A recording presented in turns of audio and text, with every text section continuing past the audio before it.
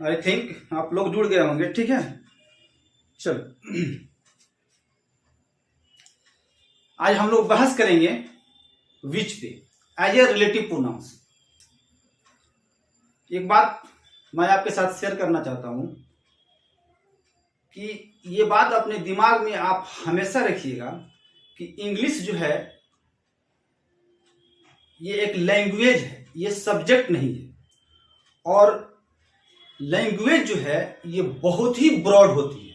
Language जो है ये बहुत ही ब्रॉड होती है और लैंग्वेज पे परफेक्शन लाना दैट्स इम्पॉसिबल। और लैंग्वेज पे परफेक्शन लाना ये क्या है ना, ये असंभव है। जितना आप जानते हैं, जितना मैं जानता हूं या जितना कोई और जानता हो, वो उसके लिए सफिशिएंट नहीं है। उसके लिए क्या है, सफिशिएंट नहीं है। भला हालांकि कम ही है, बहुत कम है। हम लोग कुछ नहीं जानते हैं, नथिंग, कुछ नहीं जानते हैं। तो मेरा ये बात कहने का सिर्फ बस सिर्फ एक ही मकसद है कि आप ये न समझेंगे कहीं भी कि इंग्लिश की जो लिमिट है वो सिर्फ कॉम्पिटिटिव इंग्लिश या फॉर्मल इंग्लिश है, वहीं तक इसकी लिमिट है। इसकी लिमिट जो है वो इनफॉर्मल इंग्लिश भी है ये, और ये फॉर्मल इंग्लिश, इनफॉर्मल इंग्लिश हो गया या आपकी मॉडर्न इंग्लिश है। वहां भी आप इस चीज को नहीं कर सकते हैं कि ये चीज जो है गलत है अगर कुछ लिखा हुआ है तो। लेकिन आपका जो एग्जाम है वो सिर्फ व सिर्फ कॉम्पिटिटिव इंग्लिश और फॉर्मल इंग्लिश को ही अलाउ करता है।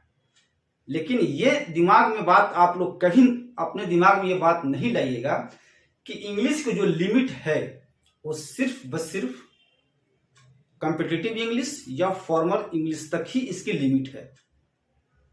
तो लैंग्वेज जो है ये बहुत ही ब्रॉड होती है, बहुत ही ब्रॉड होती है, और इस पे परफेक्शन लाना ये इम्पॉसिबल है। चलिए, बातें तो होती रहेंगी। अब है कि आज हम लोग विच को देखेंगे एज ए रिलेटिव प्रोनाउंस के बारे में। अब है कि विच का यूज कहां करेंगे हम लोग, एज ए रिलेटिव प्रोनाउंस विच का यूज हम लोग कहां करेंगे। तो इंसान को छोड़ दीजिए, इंसान को छोड़ दीजिए। इसके बाद जितने भी बचे कुचे हैं सबके साथ आप विच का यूज कर दीजिए। तो क्या बचेगा इसमें, नॉन लिविंग की बात की जाती है।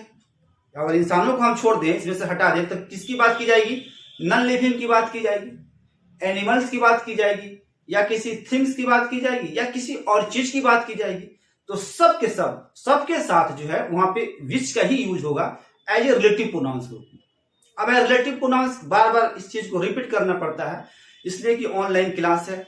ऑफलाइन के तो अब पता ही नहीं कि कब क्या होगा। अभी भी जो पटना का जो हालात है वो बहुत ज्यादा खराब है। पुलिस जो है बच्चों को यहां तक जो हॉस्टल में घुस घुस कर मार रही है, और ये सरकार कभी ये नहीं चाहती है कि आप पढ़ें। इसलिए नहीं चाहती है कि ये सरकार जो है जाहिलों की सरकार है, और ये नहीं चाहती है कि आप कभी भी पढ़ें। क्यों जानते हैं, इसके पीछे एक ही रीजन है कि अगर इसको सबसे ज्यादा अगर प्रॉब्लम है तो वह एजुकेशन से है। कि जब आप पढ़िएगा ना तो आप अपना हक जानिएगा, आप अपने कॉन्स्टिट्यूशन के बारे में जानिएगा कि मेरा राइट क्या है, मेरा अधिकार क्या है, और आप सरकार से मांगिएगा उस चीज को। तो इसीलिए सबसे पहले अगर कुछ भी होता है तो सरकार सबसे पहले क्या करती है, बंद कर दो कोचिंग को, बंद करो स्कूल को, बंद कर दो कॉलेज को। हालांकि मार्केट में इतना भीड़ है, क्राउड है, ट्रेन में इतनी रश है, वहां पे किसी भी तरह की कोई बीमारी जो है वहां पे नहीं फैल रही है। बस इसको सिर्फ बस सिर्फ अगर कुछ दिखता है और इसको डर है तो सिर्फ एजुकेशन से। ठीक है, तो चूंकि हालात जो भी हो, पढ़ना तो है, पढ़ना है, या घर पे जाके पढ़ाना पड़े या ऑनलाइन या ऑफलाइन, जैसे भी पढ़ना है, लेकिन पढ़ना है। ऐसे भी 70 से 80% लोग मेंटली जो है, मेंटली ये गुलाम हो चुके हैं।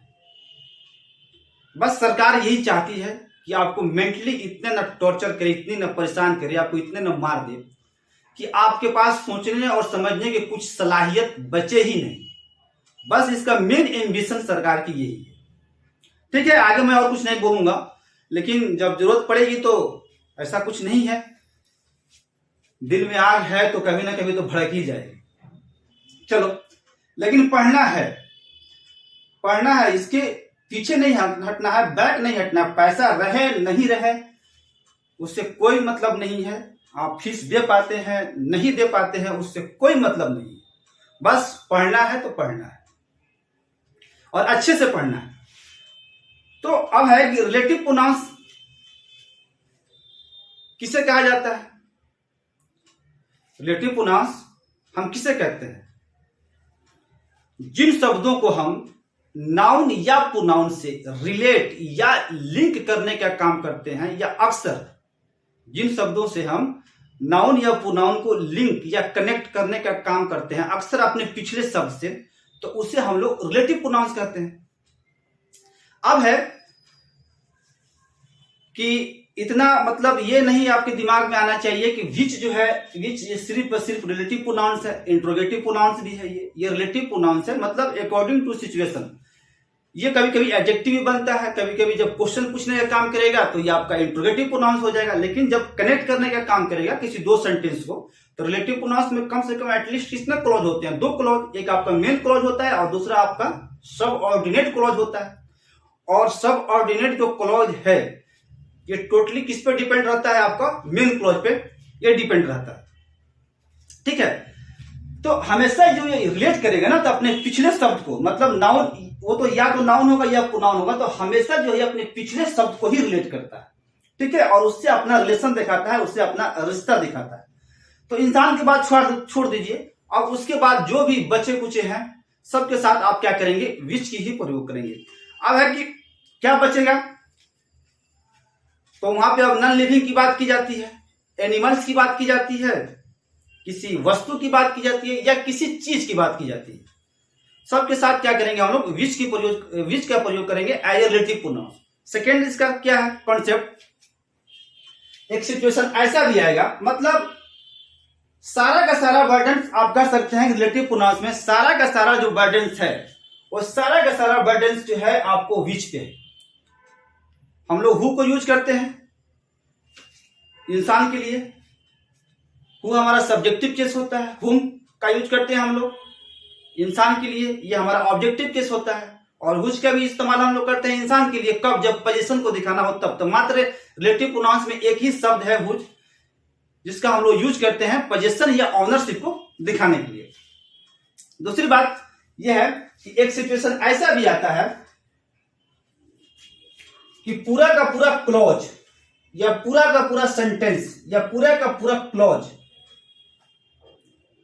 ये क्या करता है? एंटीसीडेंट का काम करता है। एंटीसीडेंट मतलब रिलेटिव प्रोनाउंस के पहले जो वर्ड होगा, मतलब नाउन या प्रोनाउन, वो हमारा क्या होता है? एंटीसीडेंट होता है। और relative pronouns totally depends on it's antecedent. और रिलेटिव प्रोनाउन जो है ये टोटली किसके ऊपर डिपेंड है? तो अपने एंटीसीडेंट के ऊपर डिपेंड है। अगर एंटीसीडेंट इसका सिंगुलर है तो रिलेटिव प्रोनाउन सिंगुलर, अगर एंटीसीडेंट सिंगुलर है तो वर्ब जो आएगा उसके बाद वो भी क्या आएगा? सिंगुलर। अगर प्लूरल है तो वर्ब जो आएगा वो भी क्या आएगा? आपका प्लूरल। तो एक समय ऐसा भी आता है एक सिचुएशन कि पूरा का पूरा क्लॉज या सेंटेंस या फ्रेज ये एंटीसीडेंट का काम करता है। वहां पर भी हम लोग देखेंगे एग्जांपल में, वहां पे भी आपको विच का ही यूज किया जाता है। Second condition. थर्ड क्या है कि जहां चॉइस की बात होती है, जहां सिलेक्शन की बात हो जो की जाती है कि विच ऑफ द प्लेयर्स, मतलब प्लेयर में से कौन सा players, which of the players, players में से कौन सा प्लेयर्स को मैन ऑफ द मैच दिया गया है। ठीक है, तो वहां पर भी जहां सिलेक्शन की बात हो, जहां चॉइस की बात हो, वहां पर भी क्या करेंगे आप? विच का ही यूज करेंगे। विच का यूज कहां करेंगे? जहां सिलेक्शन की बात होती है या जहां चॉइस की बात होती है। अब है कि वहां पे जो सब्जेक्ट है वो आपका लिविंग भी हो सकता है और सब्जेक्ट आपका नॉन लिविंग भी हो सकता है, तो उससे कोई फर्क नहीं पड़ता। सब्जेक्ट चाहे लिविंग हो चाहे आपका नॉन लिविंग हो, जहां चॉइस और सिलेक्शन की बात होगी वहां पे सिर्फ व सिर्फ क्या आएगा? आपका विच। तो ऐसे हम लोग कह सकते हैं कि सारा का सारा जो बर्डन है वो किसके ऊपर है? आपके विच के ऊपर है, विच के ऊपर। आप देखते हैं एक एग्जांपल देख लीजिए आप यहां। हिम्मत नहीं हारना है, समझे? जब तक जान है तब तक हिम्मत हारना नहीं है। ऐसे भी अमेरिका का जो वॉच डॉग जो एजेंसी है वो टोटल डेमोक्रेसी पे ही काम करती है। तो मैं बता दूंगा आर्टिकल, चूंकि न्यूज़पेपर तो हम लोग पढ़ नहीं पा रहे हैं आजकल, तो उसका जो सर्वे आया है उसमें ये बात बताई गई है कि 70% इंडिया जो है वो गुलाम हो चुका है। 70% इंडिया जो है वो गुलाम हो चुका है। मैं उस आर्टिकल को शेयर कर दूंगा आप लोगों को, करना जरूरत नहीं। अब देखो, अब यहां पर लिखा हुआ है द मोमेंट। ये इंसान नहीं है, ये क्या है? इंसान नहीं है, कोई नॉन लिविंग थिंग्स है। The moment which is lost for ever. वो मोमेंट जो एक बार चली जाती है वो हमेशा के लिए चली जाती है। The moment which is lost for ever. वो मोमेंट जो है वो जो एक बार चली जाती है वो हमेशा के लिए चली जाती है। अब यहां पे देखिएगा तो यहां पे दो क्लॉज है। द मोमेंट, अच्छा यहां पे इज आया हुआ है, नहीं वर्ब, और एक यहां पे है, दो वर्ब है। अब आप फाइंड आउट कीजिए कि कौन सा वर्ब किसके लिए आया हुआ है और कौन इसमें मेन क्लॉज है और कौन जो है इसमें आपका सब ऑर्डिनेट क्लॉज है। तो देखिएगा, the moment which is lost, जो मोमेंट एक बार चली जाती है, जो मोमेंट चली जाती है, द मोमेंट इज लॉस्ट। तो ये आपका क्या हुआ? मेन क्लॉज हो गया, ठीक है। विच इज लॉस्ट, और ये क्या हुआ? आपका सब ऑर्डिनेट क्लॉज हुआ। ये क्या हुआ? आपका सब ऑर्डिनेट क्लॉज, और ये हो गया आपका मेन क्लॉज।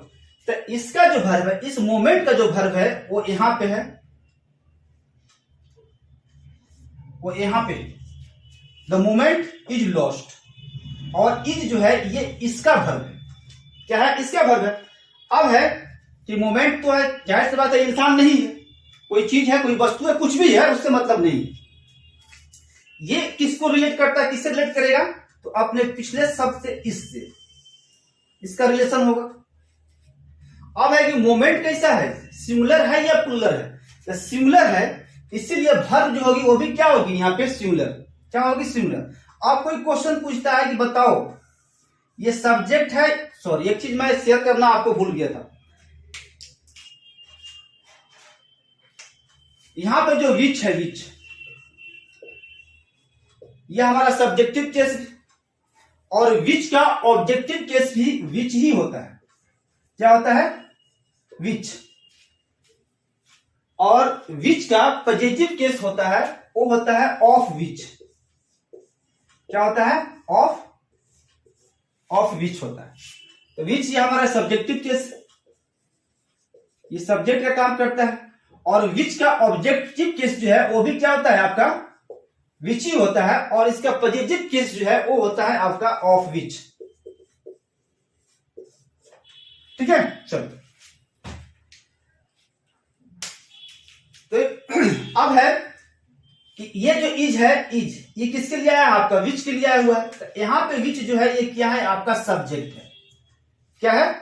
सब्जेक्ट है, और दो सेंटेंस को चूंकि कनेक्ट कर रहा है तो यहां पे ये क्या है? कंजंक्शन भी है। क्या है? कंजंक्शन भी है, ठीक है। और अब है कि ये नाउन है या प्रोनाउन है? नाउन है या प्रोनाउन है? तो नाउन नहीं है, ये क्या है? आपका प्रोनाउन है। अब है कि विच जो है यहां पे सिंगुलर है या प्लूरल है? माइंड को पूरी तरीके से ओपन कीजिए आप लोग। ये विच जो है यहां पे सिंगुलर है या प्लूरल है? तो मुझे नहीं पता कि विच यहां पे सिंगुलर है या प्लूरल है। इसके एंटीसीडेंट से हम लोग पूछ लेते हैं कि तुम बताओ क्या हो, सिंगुलर हो या प्लूरल हो। तो ये मोमेंट जो है ये क्या है? आपका सिंगुलर है। अगर आता मोमेंट्स तब विच जो है यहाँ पे क्या होता है? आपका प्लूरल होता। लेकिन यहाँ पे ये क्या है? आपका सिंगुलर है, तो विच जो है ये भी क्या है? आपका यहाँ पे सिंगुलर है। एक एक चीज को ओपन करके पढ़ने की जरूरत है कि बाद में किसी भी तरह की क्या हो, आपके साथ कोई भी प्रॉब्लम ना हो। तो वो मोमेंट जो एक बार चली जाती है वो हमेशा के लिए चली जाती है। The moment which is lost for ever. अब है कि कंजंक्शन होने की वजह से इसको हम लोग रिलेटिव प्रोनाउंस करते हैं, और सब्जेक्ट होने की वजह से इसको हम लोग प्रोनाउन करते हैं। बार बार मैं इस चीज को रिपीट करता हूं। क्वेश्चन जो है ना, मतलब तरह तरह से क्वेश्चन आपसे पूछा जा सकता है, ठीक है। तो कंजंक्शन होने की वजह से इसको हम लोग रिलेटिव प्रोनाउंस करते हैं, इसलिए कि क्या करता है, ये रिलेट करता है, ये अपना रिश्ता दिखाता है पिछले शब्द से। और सब्जेक्ट होने की वजह से इसको हम लोग प्रोनाउन करते हैं। अब ये सिंगुलर है कि प्लूरल है, ऑब्जेक्ट है या सब्जेक्ट है, इसके एंटीसीडेंट से आप पूछ लीजिए। अगर एंटीसीडेंट इसका सिंगुलर है तो ये भी सिंगुलर है, अगर एंटीसीडेंट प्लूरल है तो ये भी प्लूरल है। अगर एंटीसीडेंट प्लूरल है तो वर्ब जो होगा वो भी क्या होगा, इसका यहाँ पे प्लूरल होगा, ठीक है। अगर एंटीसीडेंट जो है आपका सिंगुलर है, ये क्या है, सिंगुलर है, तो यहाँ पे जो वर्ब होगी वो भी क्या होगी, सिंगुलर। मतलब relative pronouns totally depends on it's antecedent. Relative pronouns जो है ये पूरी तरीके से निर्भर है किस पे, अपने एंटीसीडेंट पर, ठीक है। या इसको स्क्रीनशॉट लीजिए आप, या इसको राइट लिखना है तो आप इसको लिख लीजिए।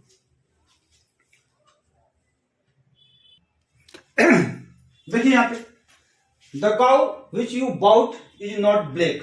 जाहिर सी बात है कि यहाँ पे लिखा हुआ है काउ, क्या लिखा हुआ है, काउ। तो इंसान की बात छोड़ दीजिए, इंसानों को छोड़कर जितने भी नॉन लिविंग थिंग्स है, वो आपकी एनिमल्स है, थिंग्स है, या कोई वस्तु है, या कोई और चीज है, सबके साथ हम लोग क्या यूज करते हैं, रिलेटिव विच को एज ए रिलेटिव प्रोनाउन। यहाँ पे ये काउ क्या है, आपका एनिमल है, इसके साथ क्या आएगा, विच आएगा। The cow which you bought is not black. यहां पे देखो द काउ, इसमें देखो कि मेन क्लॉज कौन है और सब ऑर्डिनेट क्लॉज कौन है। The cow is not black, वो गाय जो है ना वो काली नहीं है। The cow is not black, ये आपका हो गया main clause. Which you bought, जो आपने खरीदा था, वो जो है वो क्या है, काली नहीं है। आप बताओ कि इसका एंटीसीडेंट सिंगुलर है कि प्लूरल, तो ये क्या होगा, सिंगुलर की प्लूरल। जब ये सिंगुलर है तो ये भी क्या होगा, आपका सिंगुलर होगा। एक एक चीज को ओपन करके आप पढ़ लो, ठीक है। यहां पे देखो, दिस इज द बुक, जाहिर सी बात इंसान नहीं है, नॉन लिविंग थिंग्स, तो नॉन लिविंग है तो इसके लिए क्या आएगा, हमको विच ही आएगा। दिस इज द बुक, ये वही बुक है विच बिलोंग टू मी, जो मेरी है, जो मुझसे बिलोंग करता है। आप बताइए इसमें सही है ये सेंटेंस या गलत है। तो ये गलत है, क्यों गलत है पता है, यहां पे देखिए, ये हो गया रिलेटिव प्रोनाउंस, और relative pronouns totally depends on it's antecedent. ये टोटली जो है क्या है, अपने एंटीसीडेंट पर डिपेंड है। अब इसका जो देखो ना कि इसका एंटीसीडेंट है बुक, ये सिंगुलर है या प्लूरल है। तो यहाँ पे क्या है ना, सिंगुलर है, तो यहाँ पे जो वर्ब होगा वो भी क्या होगा, सिंगुलर। तो यहाँ पे होगा बिलोंग्स टू मी, ठीक है। यहां पे देखिए, the mobile which are lying there is mines. जो मोबाइल जो है ना, वो मोबाइल जो वहां पड़ा हुआ है वो मेरा मोबाइल है, मेरा मोबाइल है। तो जाहिर सी बात है मोबाइल क्या है, कोई वस्तु है, नॉन लिविंग है, इंसान तो है नहीं, तो उसके साथ क्या आएगा, आपका विच आएगा।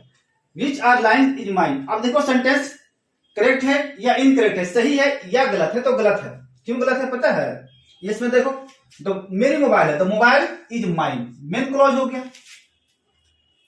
विच आर लाइंग देयर, ये आपका हो गया सब ऑर्डिनेट क्लॉज। अब है कि ये मोबाइल जो है ये सिंगुलर है या प्लूरल है। तो मोबाइल क्या है, यहाँ पे सिंगुलर है, तो वर्ब क्या होगा, यहाँ पे सिंगुलर होगा, यहाँ पे इज होगा। क्यों इज होगा, कि इसका एंटीसीडेंट जो है वो क्या है, आपका सिंगुलर है, तो टोटली डिपेंड्स इसके ऊपर। रिलेटिव प्रोनाउंस जो है वो क्या है, टोटली इसके ऊपर डिपेंड है, अपना एंटीसीडेंट पर। यहाँ पे जो वर्ब आएगा ना, तो इसके इसी के अकॉर्डिंग आएगा। यहाँ मोबाइल अगर आता मोबाइल तब आर होता, लेकिन यहाँ पे क्या है, सिर्फ मोबाइल है, तो यहाँ पे क्या हो जाएगा, आपको इज हो जाएगा, ठीक है। अब देखो, दिस इज द लाइन, जाहिर सी बात है यहाँ पे एनिमल की बात हो रही है, तब क्या आएगा, आपका इज आएगा, सॉरी क्या आएगा, आपका विच आएगा।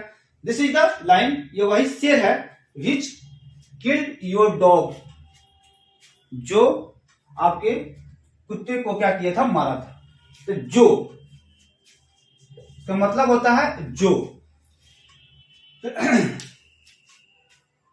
यहां पे देखिए, the book which you bought is helpful.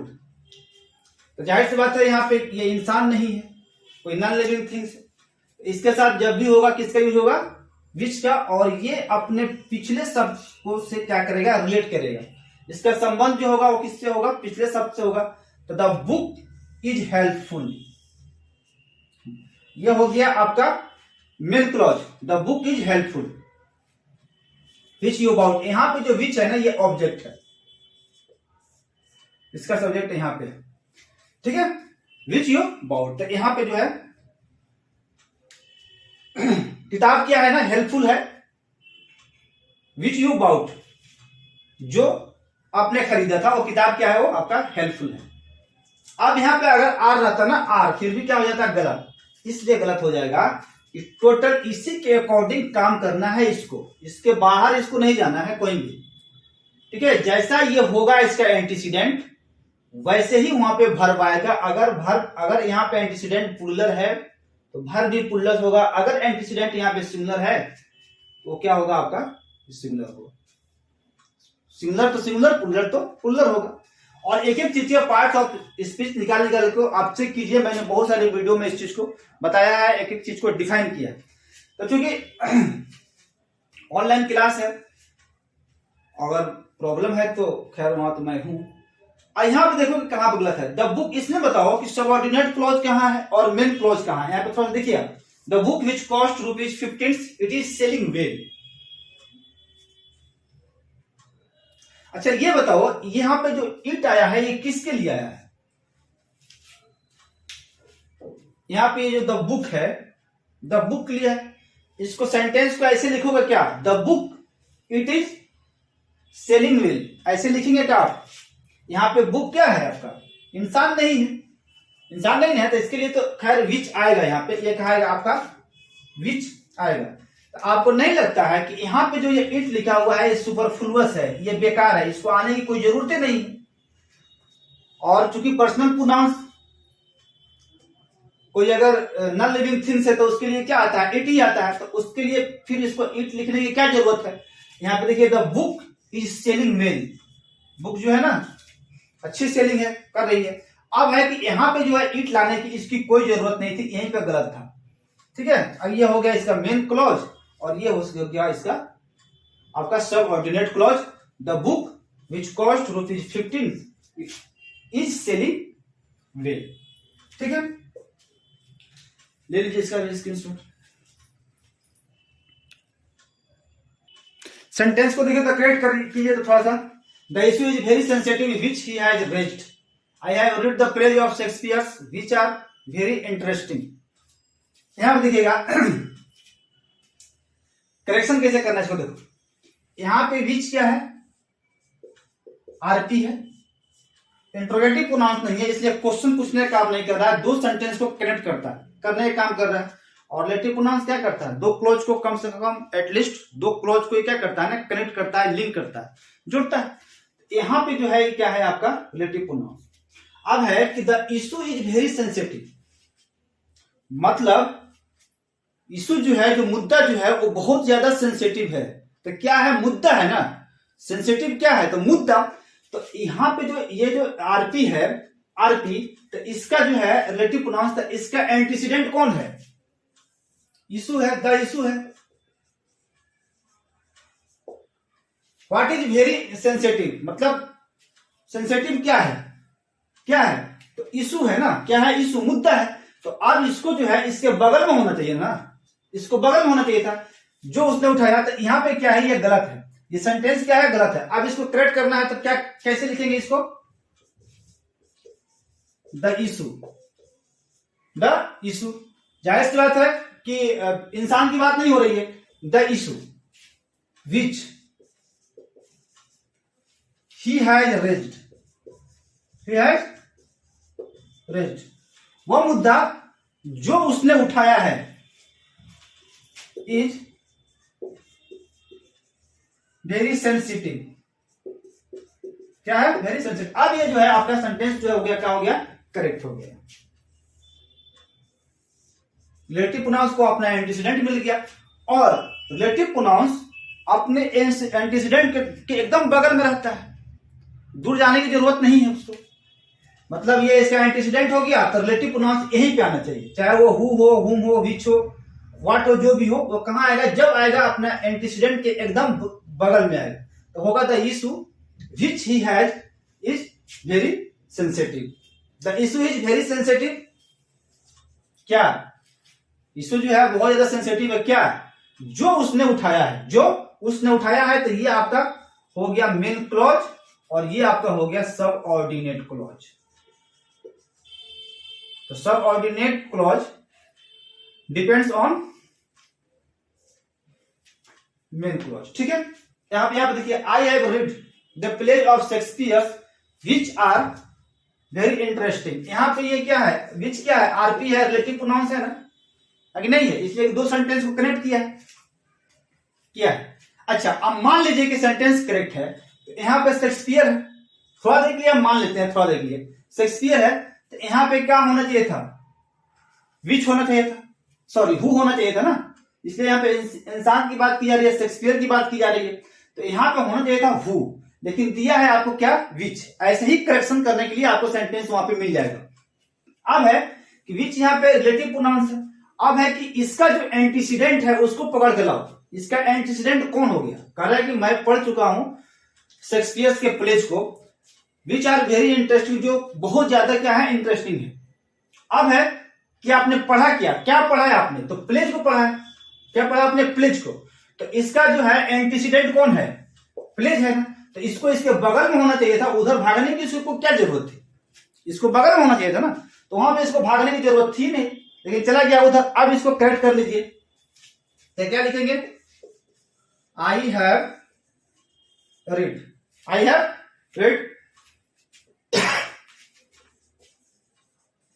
Shakespeare plays हो गया, I have read Shakespeare plays. अब क्या होगा, जाहिर सी बात है यहां पे इंसान की बात नहीं हो, तो which are very interesting, which are very interesting. ठीक है, अब यहां पे देखिए प्लेज है, ये क्या है, एंटीसीडेंट है, विच का मतलब ये रिलेटिव प्रोनाउंस का, ये कैसा है, सिंगुलर की पुल्लर है ना, प्लेज क्या है, पुल्लर है। यहाँ पे जो नाटक, यहाँ पे ये क्या होगा, वर्ब जो होगा वो भी क्या होगा, पुल्लर, इसलिए कभी कभी यहाँ पे इज भी दे देगा, तो इस चीज को ध्यान रखने की जरूरत है। अच्छा, एक चीज बताओ सब, नेता कहता है सब हिंदी पढ़ने के लिए ना, जाइएगा आप बैंक में आजकल तो लिखा रहता है कि आप लोग जो है ना हिंदी में ही आवेदन दीजिए, हिंदी में आवेदन दीजिए। हिंदी पढ़ना जो है ये जरूरी है, जो भी है, हाँ ठीक है, जरूरी है, मानते हैं। अपना बेटा सबको पढ़ाता है सब ऑक्सफोर्ड में, कैम्ब्रिज में, और आपको कहता है सब हिंदी पढ़ने के लिए, उस सबसे जाता है सब, तो पूछिएगा कि ठीक है हम लोग हिंदी पढ़ेंगे, खूब हिंदी पढ़ेंगे, उसमें कोई बुराई नहीं है, हिंदी पढ़ने में हम लोग पढ़ेंगे। एसएससी से कहिए, एसएससी से जो एग्जाम होता है हमारा, तो 200 नंबर का इंग्लिश क्या पूछता है उसमें, उससे कहिए कि 200 नंबर का हिंदी पूछे, तो हम लोग जो है ना क्या करेंगे, हिंदी पढ़ेंगे, उससे पूछिए उससे। ठीक है, तमाशा बनाता है सब, सब तमाशा पढ़ने की जरूरत नहीं है। ठीक है, चलिए और बाकी है इसमें, देखिए थोड़ा सा देखिए, you are liar which I know, तुम झूठे हो जो मैं जानता हूं, तुम झूठे हो जो मैं जानता हूं। अब यहां पे जो है विच का यूज किया गया है, विच, तो ये विच जो आया है ना यहाँ पे, विच ये लायर के लिए नहीं आया है, ये पूरा का पूरा सेंटेंस के लिए आया हुआ है, ये पूरे के पूरे क्लॉज के लिए आया हुआ है। किसके लिए आया है, पूरे के पूरे क्लॉज के लिए आया है। जब पूरा का पूरा क्लॉज या सेंटेंस या फ्रेज जो है वो एंटीसीडेंट का काम करता है, तो वहां पर भी हम लोग विच का ही यूज करते हैं। तो यू आर ए लायर, ये पूरा का पूरा जो सेंटेंस देख रहे हैं आप, क्लॉज जो देख रहे हैं, ये सिर्फ लायर के लिए नहीं आया है, ये पूरा का पूरा ये पूरा का पूरा जो आप सेंटेंस जो देख रहे हैं, ये क्या है, इसका एंटीसीडेंट है विच का। टोटल ये सेंटेंस, ये जो क्लॉज है वो क्या है, विच का एंटीसीडेंट है। विच जो है सिर्फ ये लायर के लिए नहीं आया हुआ है। तो एक सिचुएशन ऐसा भी आता है कि पूरा जो क्लॉज है, पूरा का पूरा क्लॉज ये क्या करता है कि एंटीसीडेंट का काम करता है आपका, और वहां पर भी हम लोग क्या करते हैं, विच का ही यूज करते हैं। शी इज वेरी ब्यूटीफुल, वो बहुत खूबसूरत है। अब यहाँ पे देखिए, यहाँ पे वो बहुत खूबसूरत है, तो यहाँ पे ये तो एडजेक्टिव है, तो फिर यहाँ पे विच क्यों आया? यहाँ पे फिर जो है वो विच जो है क्यों आया? भाई अपना जो रिलेशन दिखाएगा रिलेटिव प्रोनाउंस, या तो इधर नाउन और प्रोनाउन, या तो नाउन होगा या प्रोनाउंस होगा। तो जवाब ये है कि जो यहाँ पे जो आप विच को देख रहे हैं ना, विच को, ये ब्यूटीफुल के लिए नहीं आया है, ये पूरे क्लोज के लिए आया है। She is very beautiful which we know, वो बहुत खूबसूरत है जो हम लोग जानते हैं। तो ये पूरा का पूरा सेंटेंस पूरा का पूरा जो है क्लोज के लिए आया हुआ है विच, ये सिर्फ ब्यूटीफुल के लिए नहीं आया हुआ है। अगर ऐसे भी यहाँ पे क्या है आपका एडजेक्टिव है। He has paid off his debts, उसने जो है अपना कर्ज जो है वो चुका दिया है। He has paid off his debts, उसने अपना कर्ज चुका दिया है। Which is a clear proof of his honesty, जो एक क्या है, क्लियर, एक स्पष्ट प्रूफ है उसके ईमानदारी का। अब यहाँ पे जो विच जो आया है, विच, जाहिर सी बात है कि यहाँ पे भी दो सेंटेंस है, दो सेंटेंस को कनेक्ट कर रहा है। तो रिलेटिव प्रोनाउंस क्या करता है कि ना, किसी दो सेंटेंस को एटलीस्ट कम से कम दो क्लोज को क्या करता है, कनेक्ट करता है, लिंक करता है, जोड़ता है, बार बार इस चीज को रिपीट करते हैं हम।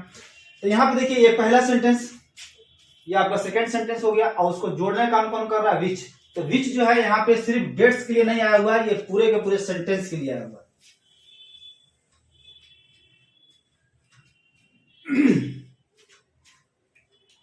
He has passed this examination with good percentage of marks, which proves that he is intelligent and laborious. अब यहाँ पे जो देख रहे हैं ये विच, ये जो है मार्क्स के लिए नहीं आया हुआ है, सिर्फ इसके लिए नहीं आया हुआ है, बल्कि ये टोटल ये सेंटेंस जो है, ये जो क्लॉज है, ये इसके लिए यहाँ पे जो है विच जो है यहाँ पे ये आया हुआ है। ठीक है, तो पूरा का पूरा क्लॉज या फ्रेज या सेंटेंस जब एंटीसीडेंट का काम करता है तो वहां पर भी हम लोग क्या करते हैं, विच का ही यूज करते हैं। ठीक है, अब बच गया ये तो आपका सेकंड केस था,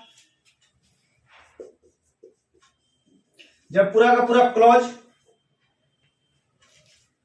या फ्रेज या सेंटेंस जो है वो एंटीसीडेंट का काम करता है, तो वहां पर भी हम लोग विच का ही यूज करते हैं। ठीक है, थर्ड बच गया आपका चॉइस और सिलेक्शन। जल्दी से इसको आप स्क्रीनशॉट ले लीजिए या जल्दी से इसको आप लिख लीजिए, हम हट जाते हैं थोड़ा।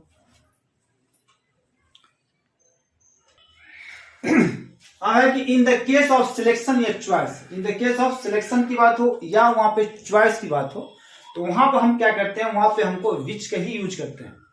हु, हुम, व्हाट, डेड वहां पे नहीं आता है। इन द केस ऑफ चॉइस या सिलेक्शन की बात हो तो वहां पे भी हम लोग क्या करते हैं, विच का ही यूज करते हैं। जैसे मान लीजिए क्वेश्चन से हु वाज देयर, वहां कौन था, तो एक आदमी के बारे में बात कर रहे हैं कि वहां पे कौन था, कोई होगा वहां पे जो कुछ भी होगा, तो हु वाज देयर वहां कौन था। लेकिन अगर बहुत सारे लोग में से अगर किसी को एक को सिलेक्ट करना है, किसी को एक को चुनना है, तो वहां पे हम क्या करेंगे, विच का हम लोग यूज करेंगे। जैसे विच ऑफ द स्टूडेंट्स, मतलब स्टूडेंट्स में से कौन सा स्टूडेंट्स, जो स्टूडेंट्स में है उसमें से कौन सा स्टूडेंट्स इज सुरेश, जो है वो सुरेश है। तो बहुत सारे स्टूडेंट हैं और उसमें से किसी एक को क्या करना है, सिलेक्ट करना है। जहां सिलेक्शन की बात हो, जहां चॉइस की बात हो, वहां पर भी हम लोग क्या करते हैं, विच का ही यूज करते हैं। जैसे विच ऑफ द जेंटलमैन्स, जेंटलमैन में से कौन सा is mister Ganesh, mister Ganesh है, मतलब बहुत सारे जेंटलमैन है वहां पे, उसमें से ये है कि उसमें से कौन सा जो है, उसमें से कौन सा आदमी जो है वो मिस्टर गणेश है, मिस्टर गणेश है। मतलब विच ऑफ द जेंटलमैन, मतलब बहुत सारे जेंटलमैन में से कौन सा जेंटलमैन जो है उसका नाम जो है वो क्या है, आपका मिस्टर गणेश है, इज मिस्टर गणेश। यहां पर देखिए ऐसे क्वेश्चन पूछता है, which of the following players has given man of the match, इन खिलाड़ियों में से कौन से खिलाड़ी को, इन खिलाड़ियों में से कौन से खिलाड़ी को मैन ऑफ द मैच दिया गया है। ठीक है, तो बहुत से जैसे 11 प्लेयर्स हैं, तो उसमें से किसी एक को मैन ऑफ द मैच दिया गया होगा ना, तो वहां पे क्या हो रही है, सिलेक्शन की बात हो रही है कि इसमें से कौन से खिलाड़ी को मैन ऑफ द मैच वहां पे दिया गया है। तो क्या लिखेंगे, विच of the following players has given man of the match. तो कोई एक होगा। यहाँ मान लीजिए सिलेक्शन के 4 ऑप्शन दे देगा आपको, मान लीजिए विराट कोहली दे दिया, यहाँ पे धोनी का नाम लिख दिया, 2-3 नाम और लिख दिया, उसमें से एक को क्या करना है आपको सिलेक्ट करना है। तो सिलेक्ट तो आपको एक ही को करना है ना, क्या करना है सिलेक्ट जो है वहां पे से एक ही को करना है, मतलब 11 में से किसी एक को ही क्या करना है आपको सिलेक्ट करना है। तो जहां सिलेक्शन की बात हो, चॉइस की बात हो, वहां पर हम लोग क्या करते हैं विच का ही यूज करते हैं। Which of you belong to गया,